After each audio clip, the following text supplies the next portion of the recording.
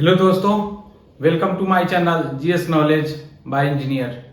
मैं Chandrabhushan Kumar, electrical engineer, railway. आज हम लोग पढ़ेंगे मेटल के बारे में। मेटल क्या है और उसका भौतिक गुण क्या है, ठीक ना। तो आइए देखते हैं मेटल क्या है, यानी कि धातु क्या है और उसका भौतिक गुण क्या है, जिससे कंपटीशन एग्जाम में एक दो क्वेश्चन हमेशा रहता है। तो आइए देखते हैं। धातु धातु को इंग्लिश में मेटल बोलते हैं। मेटल होता क्या है? वह तत्व जो इलेक्ट्रॉन को त्याग कर धनायन बनाता है वह धातु कहलाता है। वह तत्व जो इलेक्ट्रॉन को त्याग कर धनायन धनायन बनाता है उसे धातु कहते हैं। धातु कहते हैं। बताया समझ में? जैसे देख लीजिए, जैसे सोडियम क्या कर रहा है? एक इलेक्ट्रॉन को त्यागेगा। तो इलेक्ट्रॉन को त्यागने से क्या होता है? पॉजिटिव चार्ज उस पे आता है, यानी कि धन आवेश आता है। धन आवेश आ जाएगा तो ये क्या हो जाएगा? धातु हो जाएगा। जैसे ही धन आवेश होगा, इलेक्ट्रॉन का त्याग करेगा, वो धनायन बनाएगा, और जो धनायन बनाएगा वो धातु कहलाएगा। जैसे मैग्नीशियम दो इलेक्ट्रॉन को त्याग करके Mg2+ बना रहा है, यानी कि धनायन बना रहा है, ठीक ना। तो ये भी क्या कहलाएगा? दोनों क्या हो गया? धातु कहलाएगा।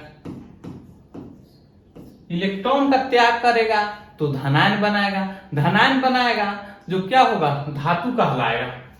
धातु तो धातु देख लिए। अब हम लोग देख लेते हैं, जैसे कि धातु में आ जाता है, ये तो आइएगा सोडियम, मैग्नीशियम, एल्युमिनियम, ठीक ना। आपका कैल्शियम, पोटेशियम, लिथियम, ये सब क्या है? धातु है। अब देख लेते हैं हम लोग इसका भौतिक गुण के बारे में, फिजिकल प्रॉपर्टी ऑफ मेटल के बारे में। अगर धातु, अधातु, उपधातु नहीं पहचानने आता है तो हम देख के ही, धातु को देख के ही कैसे पहचान लीजिएगा, ये पढ़ा चुके हैं, प्ले लिस्ट में है। अगर आप नहीं देखे हैं तो जाके देख लीजिए, बहुत हेल्पफुल मिलेगा आपको। धातु, अधातु, धातु पहचानने में देखते देखते ही पहचान जाइएगा। तो अब देखते हैं आगे भौतिक प्रॉपर्टी, भौतिक गुण किसका? धातु के भौतिक गुण, यानी कि फिजिकल प्रॉपर्टी ऑफ मेटल। तो धातु को इंग्लिश में मेटल बोलते हैं, ठीक।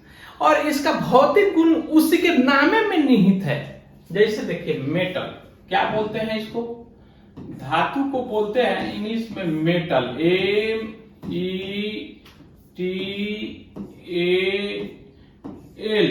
अगर एक से अधिक धातु हो तो मेटल्स लगा देते हैं। पता है समझ में? अब देखिए इससे क्या है, एम से क्या होता है? एम से होता है मैलीएबिलिटी,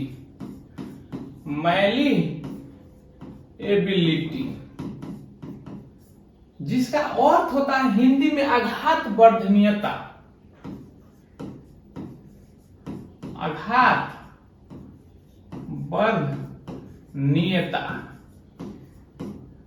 बताया समझ में?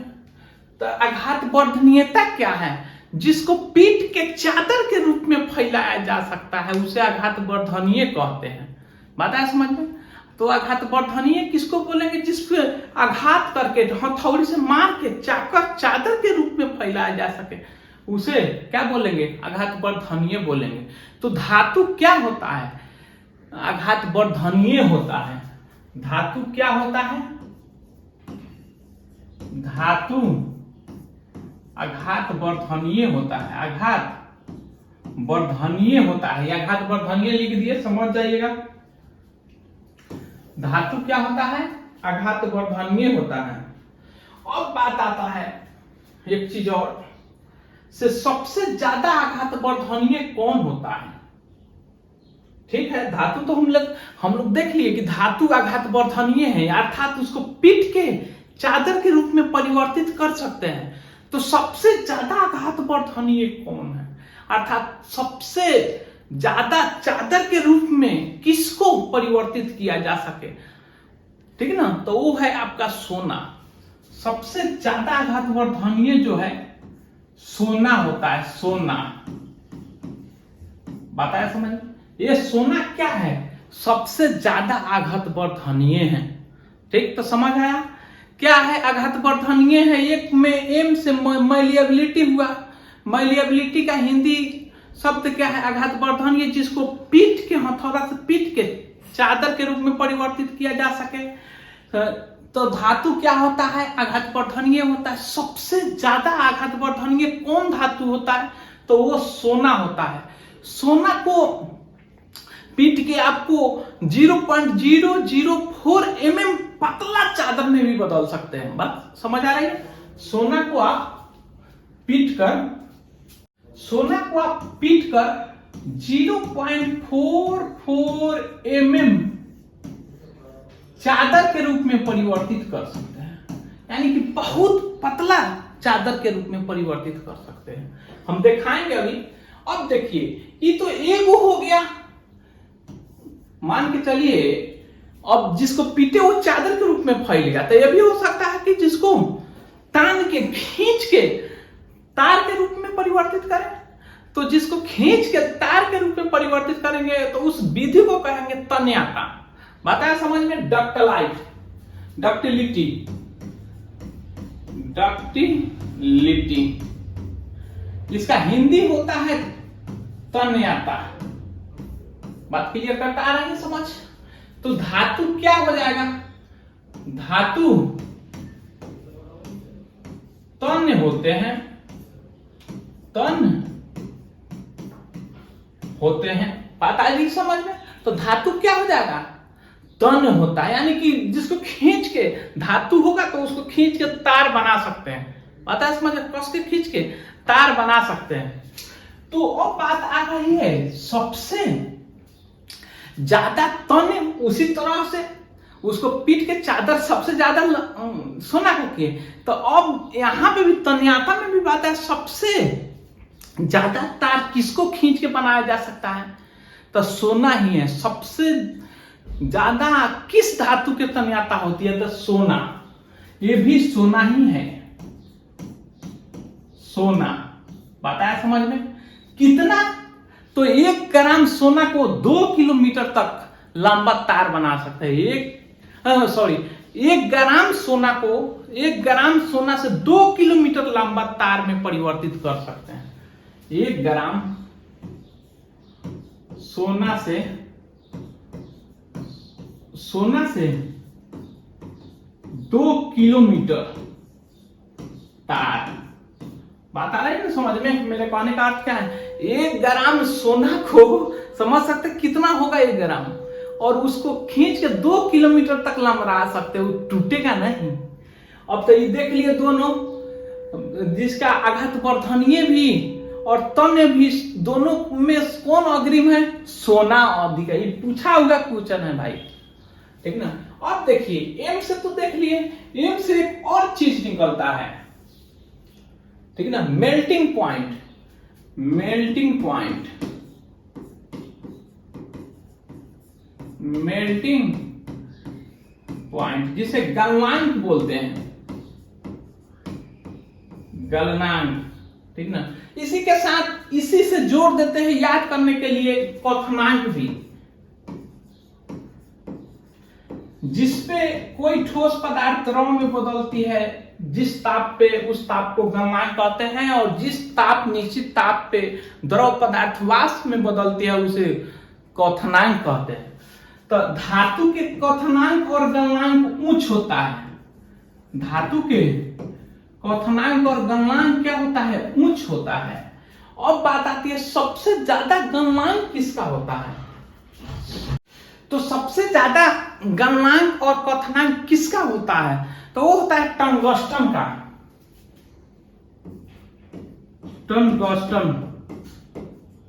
टंगस्टन का जो होता है 3400 डिग्री सेल्सियस होता है। पता है समझे? 3400 डिग्री सेल्सियस पर टंगस्टन पिघलता है, यानी कि गलनांक होता है। और कम होता है सोडियम और पोटेशियम का। अब देख लेते हैं, ई से देख लेते हैं।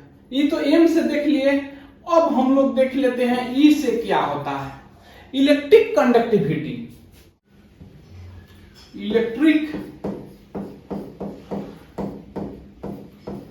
कंडक्टिविटी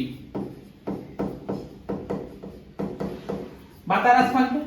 विद्युत चालकता, विद्युत चालकता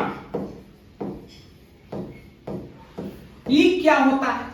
जो विद्युत, जिस पदार्थ से विद्युत आसानी रूप से पास कर जाए, प्रवाह कर जाए, उसे विद्युत का सुचालक कहते हैं। बात है समझ में। तो धातु क्या होता है? विद्युत का सुचालक होता है। धातु विद्युत का सुचालक होता है, सुचालक। अब बात आती है कि सबसे ज्यादा विद्युत का सुचालक कौन होता है? तो वो चांदी होता है। सबसे ज्यादा, यहां से लिखते हैं, सबसे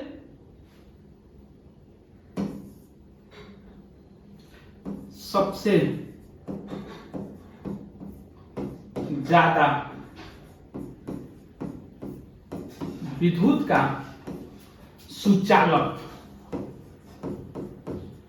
कौन होता है? चांदी। बताया समझ में। तो सबसे ज्यादा विद्युत का सुचालक कौन होता है? चांदी होता है। अब देख लेते हैं, ई से देख लीजिए। अब देख लेते हैं हम लोग टी से। अब थर्मल कंडक्टिविटी होता है, थर्मल कंडक्टिविटी, यानी कि उष्मा का सुचालक। कंडक्टिविटी, ठीक है ना, उष्मा का सुचालक या चालकता बोल सकते हैं। तो धातु क्या होता है? उष्मा का सुचालक होता है। सबसे ज्यादा उष्मा का सुचालक कौन होता है? सबसे ज्यादा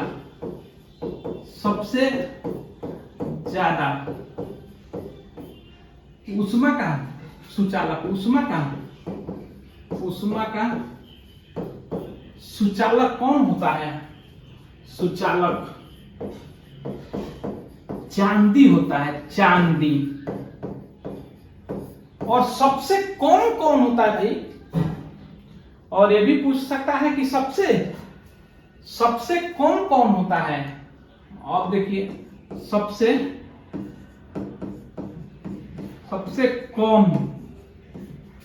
कौन होता है? सबसे कम कौन होता है? सीसा। तो बात आया समझ में।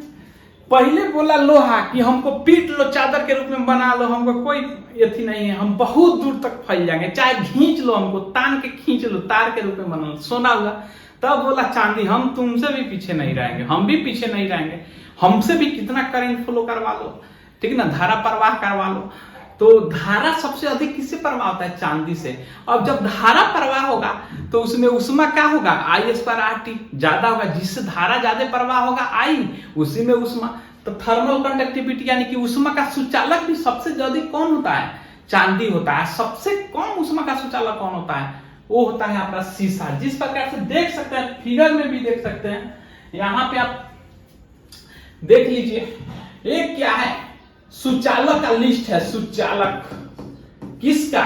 विद्युत का।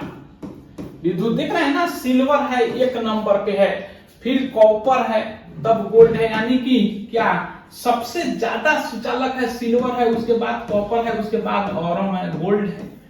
बात आ रही समझ में। उसके थर्मल कंडक्टिविटी देखिए, सबसे ज्यादा किसका है? सिल्वर का है 406, उसके बाद कॉपर का है, उसके बाद गोल्ड का है। सब पे सेम टू सेम ही कॉपी किया गया है यहाँ पे जैसा। थर्मल कंडक्टिविटी यानी कि ऊष्मा का सुचालक और विद्युत का सुचालक दोनों में अग्रिम कौन है, वो चांदी है। अब आगे देखते हैं हम लोग। अब टी से तो देख लिए, अब देख लेते हैं ए से क्या होता है। अब देख लेते हैं हम लोग ए से। अब ए से क्या होता है, ए से होता है एलॉय फॉर्मेशन। एलॉय माने मिश्र धातु, मिश्र धातु। तो धातु क्या करता है, धातु प्लस धातु, धातु प्लस धातु मिश्र धातु बनाता है, बराबर मिश्र धातु, मिश्र धातु बनाता है। बात आया समझ में। जैसे कि आप देख सकते हैं, यहाँ पे देख सकते हैं मिश्र धातु है, जैसे कि चमचमाते हुए ब्रास है, यानी कि कॉपर और जिंक मिलता है तो क्या होता है, ब्रास बनता है, ठीक ना। कॉपर जिंक मिल के क्या होता है, ब्रास बनता है। और उसी प्रकार से ब्रास माने हिंदी में पीतल होता है, पीतल। उसके बाद आपका बनता है स्टर्लिंग सिल्वर, यानी कि सिल्वर और कॉपर को मिला के स्टर्लिंग जो बहुत चमचमाता रहता है, मुकुट उकुट बनाया जाता है। उसी प्रकार से ब्रॉन्ज, नाम सुने हैं कि इस ओलंपिक में इसको ब्रॉन्ज मेडल मिला है। अर्थात क्या होता है ब्रॉन्ज, कॉपर और स्टर्नम को यानी कि टीन को मिलाइएगा तो ब्रॉन्ज बनेगा, जो लाल भूला कलर का रहता है। बात है समझ में। तो अब एलॉय फॉर्मेशन भी देख लिए। अब आगे देख लेते हैं एल से क्या होता है, ठीक। तो एल से क्या होता है, लुस्टर होता है, चमक होता है। तो धातु क्या है, धातु में क्या होता है कि विशेष प्रकार की चमक होती है, ठीक ना। तो सभी धातुएं जो है लगभग धातुएं चांदी जैसा श्वेत होती है। लगभग धातु क्या होता है, लगभग धातु चांदी जैसा श्वेत होता है, चांदी जैसा श्वेत होता है। श्वेत माने व्हाइट कलर का, व्हाइट होता है, होता है। अधिकांशतः धातु उसमें आपका अपवाद भी है, जैसे सोना पीला होता है, ठीक ना। और कॉपर क्या होता है, लाल भूरा कलर का होता है। जैसे आप देख सकते हैं यहाँ पे, देखिए सब चमचमा रहा है। ये व्हाइट कलर का हो गया, ये भी व्हाइट कलर का। अधिकांशतः धातु इसी तरह से व्हाइट कलर का होता है। लेकिन कॉपर लाल भूरा कलर का देख रहे हैं, व्हाइट से अलग हो गया। और गोल्ड भी पीला कलर का होता है, यही दो का कलर चेंज होता है। उसके बाद सभी लगभग धातुएं उज्जर होता है, व्हाइट होता है। अब आगे देख लेते हैं, ये भी देख लिए हम लोग। अब इसके बाद देख लेते हैं एल से लुस्टर देख लिए। अब देख लेते हैं आपका एस से क्या होता है।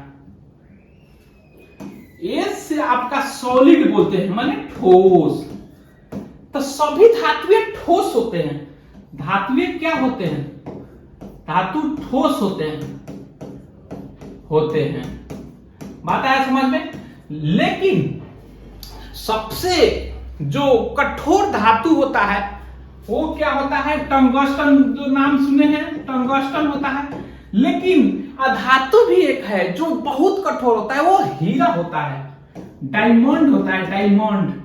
ये क्या है, अधातु है, अधातु। बता रहा समझ में। अब हम लोग देख लेते हैं क्या कि तो देख लिए कि धातुएं क्या होता है, कठोर होता है। लेकिन सोडियम और पोटेशियम मुलायम होता है। इसमें पूछता है एग्जाम्पल में, ठीक ना। जैसे देखिए सोडियम और पोटेशियम माने के क्या होता है, मुलायम होता है, मुलायम होता है। उसी तरह से ये एक अपवाद में ही दोनों चला जाता है। उसी तरह से आप मरकरी को देखिएगा, पारा को देखिएगा Hg, तो ये क्या होता है, द्रव अवस्था में पाया जाता है। ये दोनों क्या है, अपवाद है, अपवाद। बात आ रहा है समझ में। ये भी पूछा हुआ कि कौन धातु द्रव अवस्था में पाया जाता है, तो कौन आपका पारा द्रव अवस्था। मुलायम कौन धातु पाया जाता है, तो मुलायम सोडियम और पोटेशियम।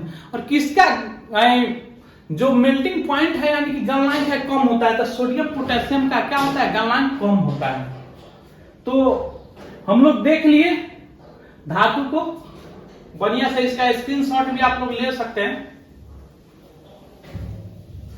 आप लोग स्क्रीनशॉट भी ले सकते हैं इसका। तो आशा करते हैं कि जितना भी पढ़ाया आप लोग को समझ आया होगा। अगर समझ आया होगा तो प्लीज सब्सक्राइब करें, लाइक करें, कमेंट करें। और इसके बाद जो है हम अभी तो पढ़े धातु और उसका भौतिक गुण, इसके बाद हम पढ़ाएंगे धातु के रासायनिक गुण और धातु के क्रियाशीलता, कौन सबसे ज्यादा क्रियाशील है, उसके बाद कौन है, उसके बाद कौन है। एक लिस्ट में मात्र देखते ही पहचान लीजिएगा कौन है, ऐसा उसका सॉल्यूशन लेके आएंगे। तो